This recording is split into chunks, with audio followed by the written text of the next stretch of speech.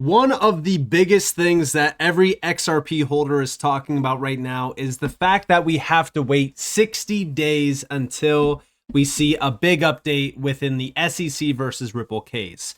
But what if I told you that this case could very well be dropped at any point, and I do believe that that point is going to be very soon. In fact, a lot sooner than 60 days. We're going to talk about that. We're going to address why. So sit back, relax. Welcome to the channel, everyone. My name is Nick. For those that are new to the channel, hopefully by the end of this video, you do become a subscriber. So let's actually talk a little bit about this. So on the 16th, we did get the big update. It wasn't what we expected, obviously, and it wasn't that bullish. It was the fact that, you know, a joint motion was granted. The SEC is now required to file a status report within 60 days because they both had a joint motion to hold the appeal, which has been granted. The SEC Gov is directed to file a status report within 60 days. So it's kind of like a delay, if you will, but ultimately, I do think that this case will be wrapped up sooner than 60 days. And the reason why I say that is because, of course, Paul Atkins. So we just got a big update over the last, 24, 48 hours that Paul Atkins was sworn into office and has officially started his tenure as the chairman of the SEC. Now, if the whole vibe around, all right, well, we're now pro crypto, everything's about to change, we're going to start to, make sure that crypto is surviving in the US, we want to make sure that innovation continues to thrive. If we're all serious about that, then going forward, we should start to see the SEC completely shift their focus. Now, we do have a few quotes here from Paul Atkins. Number one is that he's honored by the trust and confidence that President Trump and the Senate have placed in him to lead the SEC. As he does return to the SEC, I'm pleased to join my fellow commissioners and the agency's dedicated professionals to advance its mission to facilitate capital formation, maintain fair, orderly, and efficient markets, and protect investors. Together, we will work to ensure that the U.S. is the best and most secure place in the world to invest and do business. So let's see what happens here. But we do know that Brad Garlinghouse, going all the way back to December, because that's when we actually got an update that Trump has chosen Paul Atkins as chair of the SEC. Brad Garlinghouse did say that it was an outstanding choice and that Paul Atkins at the helm of the SEC will bring common sense back to the agency, along with Hester Pierce and Mark Ueda. It's time to swiftly and definitively end the prohibition era on crypto, restoring freedom of choice, economic growth, and innovation. On top of that, we do know that this was Paul Atkins' stance on the Ripple case. Big shout out to Riz XRP for this, and listen closely to this. People are running into, a brick wall at the SEC. There's the lawsuit against Ripple. A lot of things riding on that. So that's like a really interesting thing to follow in this space. That's the core. That's the core one, right? So again, we know that the Ripple case is probably one of the most important, if not the most important cases around crypto that we have in front of us. And the reason why it's taking so long for this case to be completely dropped or a settlement to be fully out there, it's just because this case has gone through so much, and it's one of the first cases that the SEC actually brought upon this space. But we already know that a settlement has been agreed upon. We're just waiting for it to be finalized, and it seems like they're trying to stretch this out as long as possible. Hopefully now with Paul Atkins at the helm, hopefully the 60-day pause period, if you will, kind of gets thrown out and we start to see a big move here. I wouldn't write off the idea of this case being finished by the end of, I would say the end of May. I think that May is pretty much a really good time frame to look forward to because there's a lot of updates happening around stablecoin legislation. And, these moves really kind of support Ripple. And if I do believe what I've been stating on this channel, which a lot of this is all aligned, because again, I go all the way back to like 2023 when we got the news that XRP was not a security. Right around that same exact time, there was big updates happening with like Ripple joining the BIS. Ripple was a part of like major acquisitions. They were also a part of like major POCs. And it all aligned with XRP being deemed not a security. So again, with stablecoins on the rise, with stablecoin legislation and things like that, it would align perfectly with stablecoin legislation to have this case be wrapped up by the end of May. We'll see what happens, but that's my overall guess. But outside of that, we also do have this update from Subjective Views, which we have Paul Atkins as the SEC chair this week. His immediate attention approved various rulebooks for the DTCC, the CME, and even the ICE. cost-effective clearing, operational changes for clearing and custody as well. Check this one out. As you know, this week, the SEC will likely get new leadership. The incoming chair will inherit issues that have significant consequences for the swaps market, like the clearing rule. What are the outstanding questions that warrant the chairman's immediate attention before the industry is able to fully implement the rule in time for the deadlines next year? I'll give you a nice question. Thank you, Mr. Chairman. Well, we're pretty confident that Mr. Atkins is going to be able to hit the ground running as an experienced SEC commissioner from a previous role and colleagues around him to support him. The SEC is very focused on this rule and will and should be able to address this in a very reasonable and immediate way. There are a couple of SEC changes that we would recommend. There's some issues around inter-affiliate rules, some accounting rules to really make this effective. There's some more information in my testimony that could articulate that, but we need them as a partner in terms of the implementation to make sure that they approve the various rule books for the DTCC, CME, and ICE, which are the competing clearing houses. They need to make sure that the rest of the rules are there to facilitate clearing and encourage it. They've been very good up until now.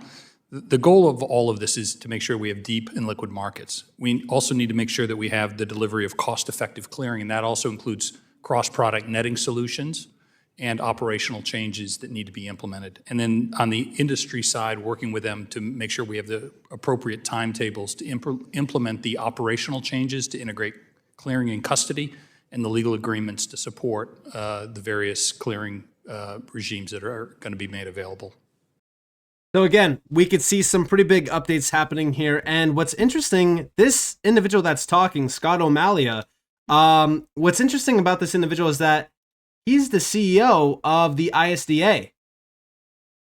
Now, why is that important? Well, because again, we know that Ripple is a part of the ISDA. They actually joined the ISDA, I want to say back in 2023, if I'm not mistaken. So I do find it very interesting that we're starting to see some pretty big updates happening around the DTCC, the CME, and even the ICE, which, by the way, this is all around derivatives, securities. We know that major changes are happening around these markets. We know that everything is flooding on chain. We know everything is going digital.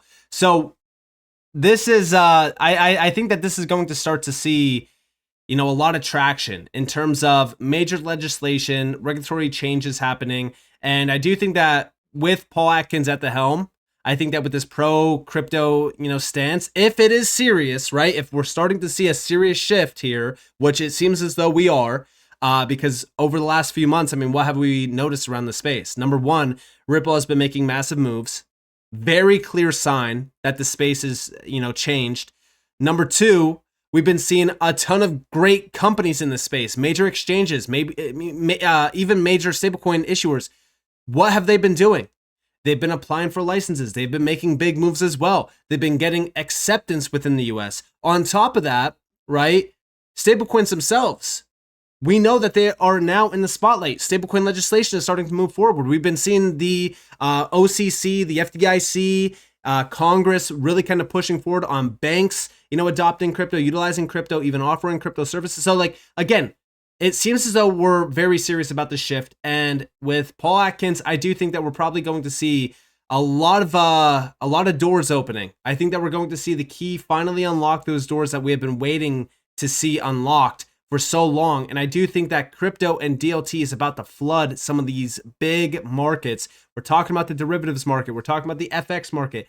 All of these big players, guys, they've already been telling us what they want to do. Tokenize. They want to tap into DLT. They want to tap into blockchain. They want to do automated, trading. They want everything to go 24/7. And this is exactly how we get there. Legislation first with proper regulatory clarity. And then after that, we see the integration, the adoption, and the utilization of the tech. But on top of that, we did see Paul Atkins back in March talking about what he is going to do. In his opening remarks, he stated that a top priority of my chairmanship will be to provide a firm regulatory foundation for digital assets through a rational, coherent, and principled approach. This is the leadership our industry needs. And if he is serious about this, I do think that Ripple case is going to be dropped. I think that that Ripple case is going to be wrapped up. I don't think that we're going to have to wait 60 days. I think that that's just ridiculous, especially if we're, this close to a settlement. I mean, even Brad Garlinghouse, if we're talking about, the case being wrapped up, we know that Brad Garlinghouse basically told us that the case is completely finished. And that was just recent. I mean, that was back in,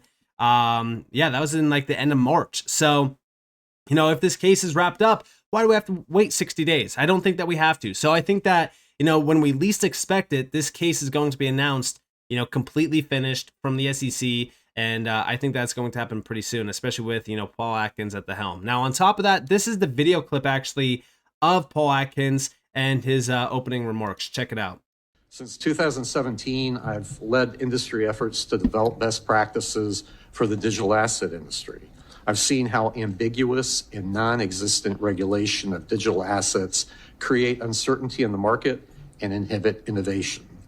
A top priority of my chairmanship will be to work with my fellow commissioners in Congress to provide a firm regulatory foundation for digital assets through a rational, coherent, and principled approach. So this is a pivotal moment for our economy. Entrepreneurs, businesses, and individuals here at home and across the globe are eager to invest in America now that President Trump is at the helm. Yet the current regulatory environment for our financial system inhibits investment and often punishes success. Unclear, overly politicized, complicated, and burdensome regulations are stifling capital formation, while American investors are flooded with disclosures that do the opposite of helping them understand the true risks of an investment. It is time to reset priorities and return common sense to the SEC. I'm eager to get to work for American markets and investors. Should I be confirmed, my goal will be to ensure that the United States is the best and most secure place in the world to do business. So yeah, I mean, listen, if we are going to see these big changes happening, I think that it starts with some of the largest cases in crypto. I mean, majority of them have already been dropped or settled out. The Ripple case is the one that we have been waiting and watching for so long, not just because, we're, biased on XRP or anything, but it's been one of the longest running cases in this space, with some of the most damage done as well. So we're just waiting on it to be completely wrapped up. And I do think that that's going to put XRP on center stage. And again, I just think that everyone should be watching the timelines here, because I know that a lot of you out there are aware of it, right? I've stated it many times. I talked about it even back in 2023 on how this SEC case is just one big show. I think it aligns perfectly with stablecoin legislation. I mean, Ripple just launched the RLUSD stablecoin back in December. Since then, we've been seeing some pretty big moves. Talking more so about Brad Garlinghouse, we just, got the Hidden Road announcement. I mean, that acquisition is a huge acquisition, and I don't think that, Ripple would be acquiring a company like this for $1.25 billion if this case wasn't wrapped up. If they were still in the middle of that case, if they were still fighting, and if they still had to pay out a massive amount of money, they would not be tapping in to something like this acquisition. And I think that this is really kind of setting the tone for where we are at right now with this case. I think that this case is done. I don't think that we have to worry about it. I don't think that we're really kind of focused on the 60 days. I think that, with Paul Atkins and with all of the major pushes from like Congress and even this admin, I think that this case is going to be announced that it's completely finished by the end of May. That's my overall prediction here. And, I'm sticking to it. And I really do think that XRP is going to become a much bigger piece of the system than what a lot of people are letting on. And I think that, when we finally start to see the big moves happen, and I'm talking about, not just acquisition moves or partnerships or announcements like that.